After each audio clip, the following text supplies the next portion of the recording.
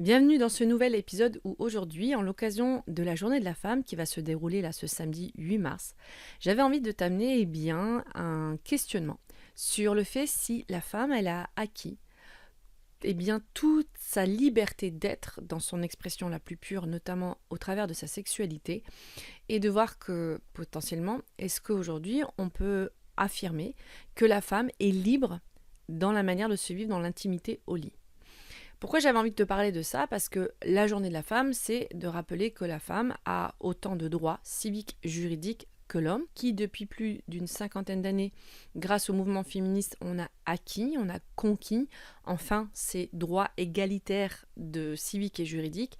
Et pourtant, il y a toujours des injonctions, des conditionnements qui trottent et qui traînent dans les conscience, autant chez la femme que chez l'homme, au sujet de la liberté de la femme à se vivre totalement dans sa sexualité. Et donc aujourd'hui, moi j'avais envie de t'amener ce sujet, que tu sois un homme qui écoute ou une femme qui écoute ce podcast, sur le besoin de pouvoir conquérir aussi totalement sa liberté d'être et de s'exprimer au lit, et qu'aujourd'hui la libération sexuelle, c'est de pouvoir peut-être totalement se détacher, se libérer de toutes ces injonctions qui sont conscientes ou inconscientes dans son corps et qui nous privent totalement de nous vivre dans cette liberté d'être dans l'intimité sexuelle. Pour ce podcast, j'avais envie de t'amener une vraie réflexion sur ce sujet et te demander à toi qui écoutes, à ton avis, qu'est-ce qui aujourd'hui crée encore des blocages dans l'intimité de la femme, c'est-à-dire quelles sont ces croyances qui ne permettent pas à la femme de pouvoir accéder à sa réelle liberté d'expression dans sa sexualité et de pouvoir, toi, peut-être t'accorder un petit moment de réflexion avant de continuer cet épisode pour te poser cette question, tiens, est-ce qu'aujourd'hui je peux affirmer que la femme, que je sois d'ailleurs un homme ou une femme qui écoute cet épisode, se sent libre dans l'intimité sexuelle, ou est-ce que, au contraire, quand j'y pense, j'ai pas des pensées, des croyances limitantes sur le sujet qui peuvent du coup entraver cette liberté de se vivre dans son intimité la plus pure sexuellement parlant. Et donc du coup, de par ce biais, à ton avis, quand tu te poses ces questions, comment on peut s'en libérer? Et avant d'aller apporter ces pistes de réflexion, je voulais juste brièvement parler de mon challenge que j'ai mis en place pour la femme qui va débuter à partir du dimanche 9 mars, où si tu sens que tu as envie d'aller plus loin que ces réflexions, eh bien tu peux rejoindre un challenge qui va débuter donc du 9 mars jusqu'au 15 mars, où pendant 10 minutes par jour, pendant 7 jours, tu vas recevoir des rituels gratuits et le soutien d'une communauté de femmes. Donc n'hésite pas à t'inscrire, je t'en dis un peu plus à la fin de cet épisode. Et en attendant, on va aller un petit peu déconstruire ces croyances potentiellement limitantes au niveau de la sexualité de la femme. Alors, quelles pourraient être justement ces croyances? Moi, si personnellement je pense à est-ce que Gwen, tu peux te vivre librement dans ta sexualité, ou par rapport à ce que j'entends dans les histoires de femmes que je peux recevoir autant dans mon cabinet ou dans mon entourage féminin amical, eh bien, je vais souvent entendre cette injonction que la femme, si elle se donne au lit, c'est une fille facile, que le body counting, c'est-à-dire le nombre de partenaires que la femme a reçu, c'est pas ok, c'est-à-dire que l'homme, si on est dans une relation hétérosexuelle, peut se sentir en concurrence ou penser que la femme est entre guillemets sale si elle a eu beaucoup de partenaires sexuels. Je peux entendre aussi comme croyance que la femme n'a pas autant de libido que l'homme, que la femme, c'est pas normal d'ailleurs qu'elle ait plus de libido que l'homme, qu'elle soit toujours demandeuse, entre guillemets, c'est dire que c'est une femme anormale. Moi, j'ai déjà vu des hommes me dire que j'étais nymphomane, parce que j'aimais bien être dans l'intimité sexuelle, c'est pas quelque chose qui est toléré, d'avoir envie tout le temps d'être dans la sexualité ou dans l'intimité corporelle avec son partenaire, ça doit être l'homme qui demande. Donc là, j'entends bien cette injonction dans les relations hétérosexuelles, parce que moi, je m'appuie sur les relations hétérosexuelles. Par contre, dans les relations bisexuelles ou homosexuelles, je l'entends aussi cette injonction que c'est pas normal qu'une femme ait autant envie de désir, mais c'est moins visible, puisque si ce sont des partenaires féminines homosexuelles, eh ben on n'a pas ces injonctions forcément très ancrées d'un point de vue patriarcal, d'un point de vue hétéronormé, où c'est l'homme qui devrait avoir l'ascendant sur la sexualité.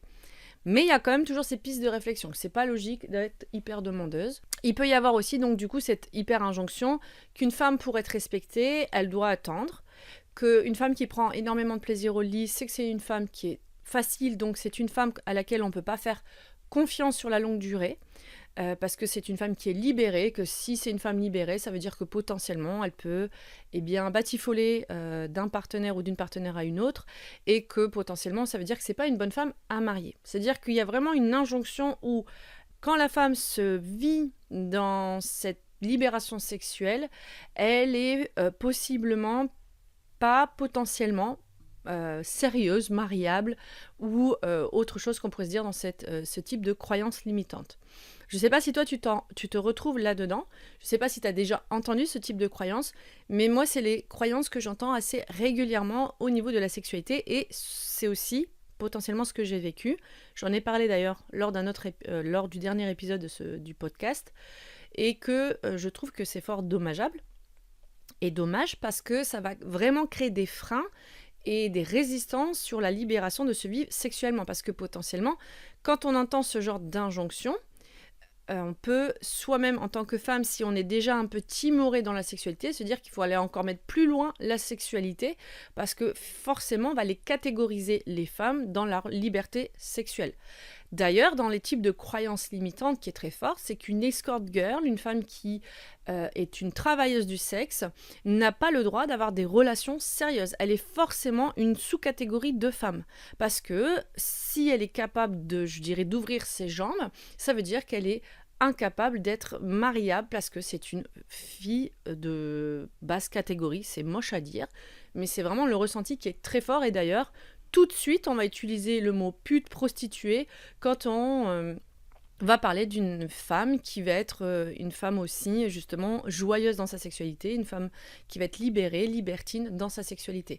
Tout de suite, on va la catégoriser de pute, de salope. Donc c'est pour vraiment dire que déjà, c'est les femmes qui sont travailleuses du sexe, on les sous-catégorise et on va stéréotyper les femmes qui se vivent dans leur liberté sexuelle comme les travailleuses du sexe. Donc imagine bien l'injonction comme elle est forte. Et on va par ailleurs souligner ces femmes dites respectables parce qu'elles ont su attendre, parce qu'elles ont su tout simplement réfréner leurs désirs et leurs plaisirs, mais qui pour autant ne dit pas que c'est ce qu'elles désirent au fond d'elles-mêmes, sinon qu'en fait elles-mêmes elles ont probablement posé ces freins pour être sûres de ne pas être catégorisées ou stéréotypées.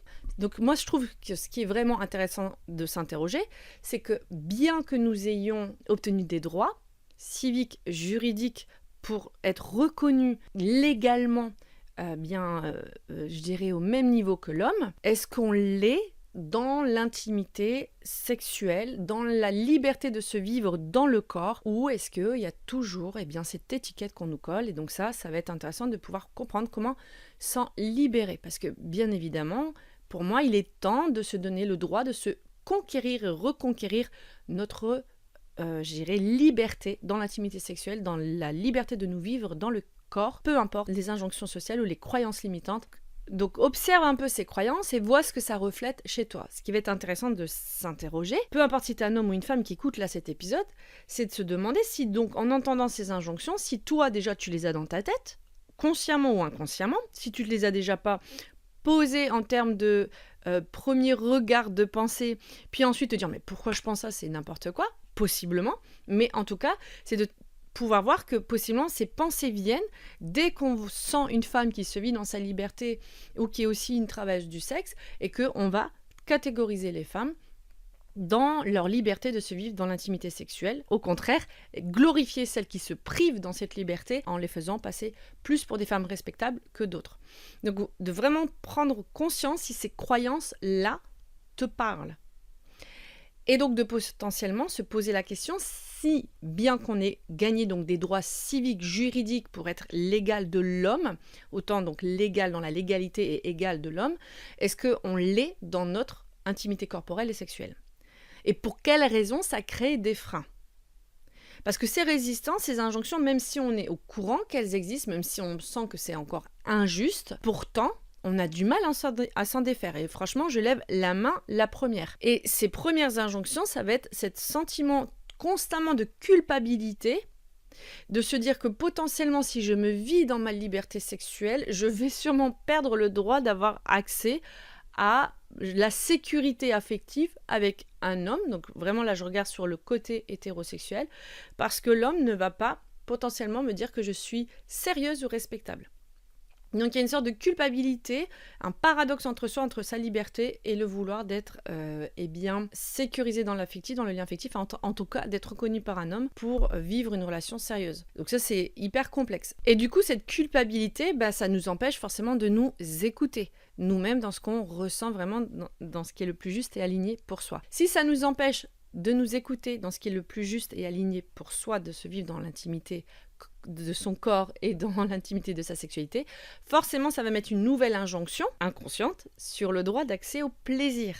C'est ça qui va être intéressant. C'est-à-dire que les injonctions de ne pas avoir le droit de se vivre dans la sexualité va en créer d'autres sur le fait de se couper du coup du plaisir réel d'être dans ce corps de femme avec ce multipotentiel en plus qu'on a orgasmique et de plaisir dans le corps, parce que il va y avoir ce système, je dirais, d'effet un peu boule de neige sur une injonction qui va entraîner une autre et qui va avoir des conséquences sur son corps physique et l'accès au plaisir dans le corps physique, et donc notamment au niveau de ses organes sexuels. C'est ça qui est dingue. De ce fait, ça va entraîner une nouvelle forme de frein sur l'épanouissement dans sa propre relation déjà avec soi-même, mais aussi un frein dans l'épanouissement avec l'autre.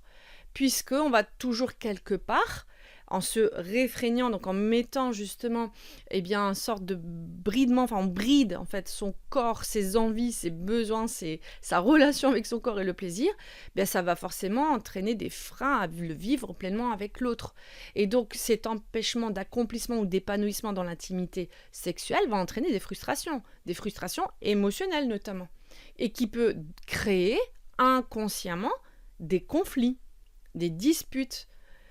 Mais tout ça, c'est dans le système inconscient. Et du coup, ça va nous emmener dans un autre frein. Vous voyez, c'est vraiment... il y a une sorte d'échelonnement, en fait, dans toutes ces injonctions et les conséquences que ça amène dans notre, épanouissement personnel. Ça va emmener un nouveau frein qui va être, de toujours contrôler, par peur, par honte, par culpabilité. Et que ce contrôle ne nous permet pas de nous vivre totalement dans notre liberté et notre épanouissement d'être. Et tous ces freins amenés par ces croyances, ces pensées limitantes, ces conditionnements, nous font terriblement mal. On se sent pris au piège, emprisonné à l'intérieur de notre propre corps. Et ça, c'est pas ok en fait. C'est pas ok, on en est très loin d'être encore dans la liberté, d'être une femme libre en tant que femme, parce qu'il y a encore toutes ces injonctions et ces conditionnements. Et que ça va à plus ou moins grande échelle impacter notre quotidien et notre manière de nous vivre avec les autres, parce qu'avec soi-même, on se sent enfermé. Et donc là, moi, j'aimerais te proposer justement la possibilité d'une nouvelle voie d'accès pour pouvoir enfin se vivre dans cette liberté, dans ce droit d'accès à se vivre pleinement dans le corps, dans sa sexualité, dans son intimité corporelle avec soi et avec l'autre. Et là, je vais te donner, du coup, dans cette troisième partie, quelques astuces. Déjà, la première des choses, j'ai envie de te dire, c'est déjà prendre conscience qu'il existe ces croyances. Et de voir peut-être potentiellement quelle est la croyance qui me freine le plus. Ça va être intéressant. Peut-être qu'il y en a plusieurs, mais ça va être intéressant déjà d'identifier celle qui me freine le plus. Si je te prends moi mon exemple, que je me connecte avec moi, j'ai cette punaise de croyance que si je me vis pleinement dans ma sexualité, dans mon intimité corporelle, l'homme potentiellement peut se dire que du coup il peut pas, que je suis trop une fille facile. Vraiment, c'est la première des injonctions qui arrive. C'est-à-dire que je suis une pute. Tu vois un peu le shortcut qui est fait ? Et c'est ça qui est fou. Pour moi, ça c'est fou. Après, moi j'ai 40 ans.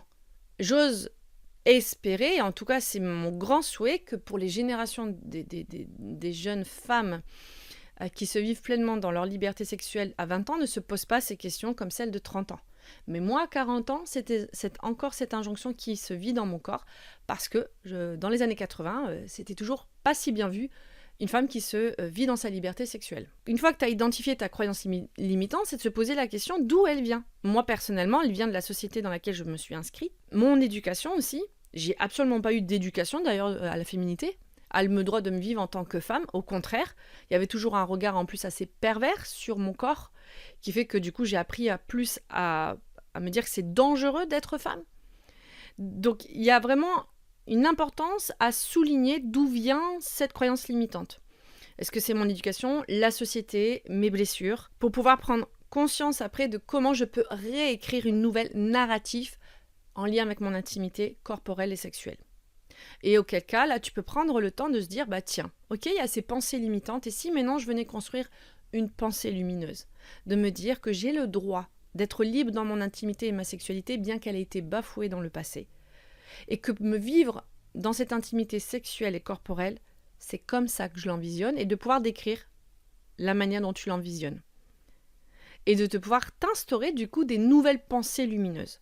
De te dire que là, dans ma micro-société dans laquelle je m'inscris, c'est-à-dire moi et mon entourage, c'est ainsi que je veux me donner le droit de vivre. C'est hyper important d'écrire une nouvelle narrative parce que tu vas venir inscrire à ton système nerveux, à ton cerveau, donc à ton système de pensée, eh bien, un nouveau billet cognitif. Une nouvelle voie de cheminement avec ton intimité sexuelle. Parce que tu restes maîtresse et souveraine de ton droit de te vivre dans ton plaisir. Ça ne veut pas dire qu'il n'y aura pas encore des étapes pour amorcer justement cette voie d'accomplissement et d'épanouissement dans ton intimité sexuelle et corporelle, mais en tout cas, c'est de te donner un nouveau droit narratif de te vivre dans ton intimité sexuelle et corporelle. C'est hyper important. Et donc, pour appuyer du coup cette nouvelle narrative, c'est te donner le droit de l'explorer, de l'expérimenter, d'oser d'aller vers cette version de toi dans cette nouvelle narrative, en le mettant en action.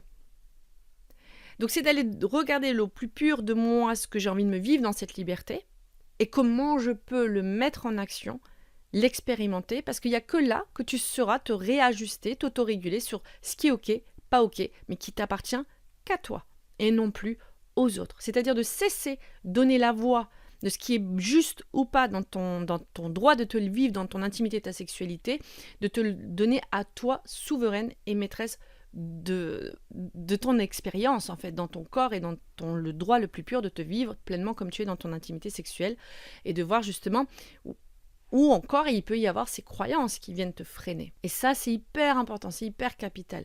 Revenir dans sa puissance intérieure d'autorité, d'affirmation de soi. Et ça demande forcément une déconstruction pour réparer donc à travers ce nouveau schéma narratif que tu peux t'offrir et l'expérimenter. Donc, je récapépète cette troisième partie. 1. Tu vas d'abord identifier quelle est la croyance limitante la plus forte. 2. D'où elle vient. Est-ce que c'est éducationnel? Est-ce que c'est du vécu personnel? Est-ce que c'est la société dans laquelle tu t'inscris? En général, je te dirais qu'il y a un peu les trois. Ça peut être aussi les médias, ce qui renvoie aussi, ce que j'ai vu dans les clips, ça peut être plein de choses, les histoires que j'ai entendues des personnes qui ont vécu, des femmes qui ont vécu des agressions sexuelles, donc ça peut faire très peur.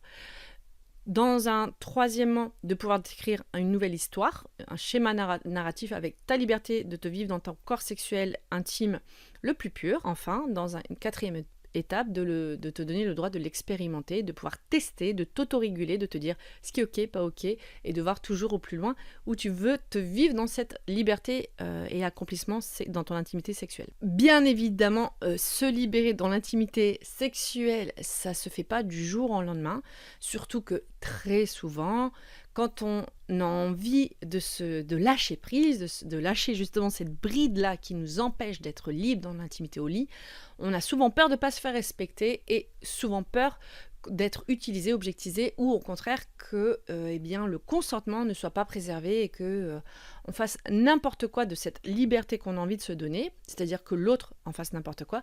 Mais c'est aussi justement l'apprentissage de pouvoir, affirmer ses limites. Affirmer ses besoins à l'autre, c'est-à-dire poser le cadre sécurisant et sécuritaire pour que tu puisses vivre cette expérience de la manière la plus bienveillante possible. Et pour cela, moi ce que je te propose, c'est que ça passe forcément par une réelle reconnexion avec soi.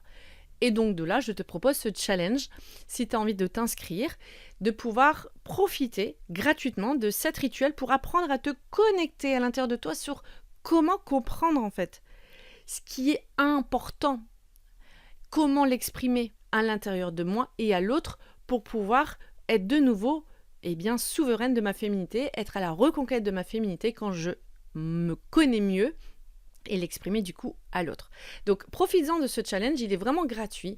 Ça va te prendre 10 minutes de pratique par jour. Il y aura des vidéos qui vont t'expliquer tous les jours les thèmes et on va pouvoir se retrouver en fin de semaine, donc le samedi 15, ensemble sur Zoom pour pouvoir célébrer ces 7 jours qu'on aura passés ensemble.